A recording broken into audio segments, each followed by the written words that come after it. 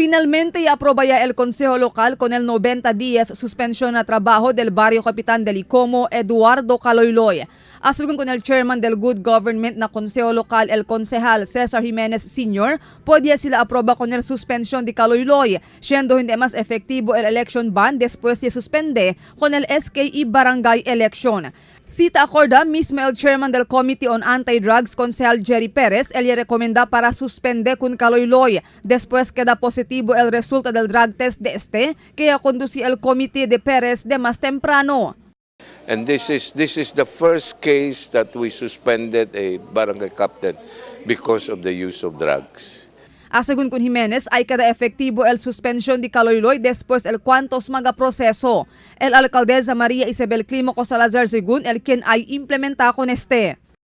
The resolution will still be signed, and that will be forwarded to the mayor. So once it reaches the mayor now, the mayor will now implement the suspension. If we could act within 10 days, why not? Pirma man siya siguro ko sa Tuesday. Hopefully that could be signed by Friday or Monday, then sent to the mayor. By next week, we could expect a implementation.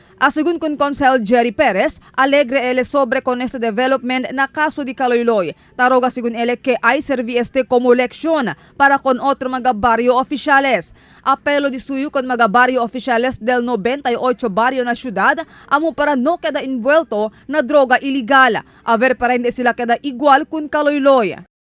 So kung todo kung 98 barangay, mga barangay official, especialmente na mga liatong different barangay, kaya as a pasal mensahe, kaya akil mga tao sa drugs or nisita man stop ya sila.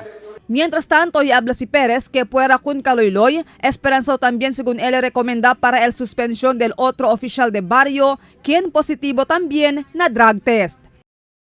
Kaya pamangita kal uno, sabi mo sa alcalde del Santo Niño, na ipagita kal pwede mangkal, pero kaming el alcalde suyo.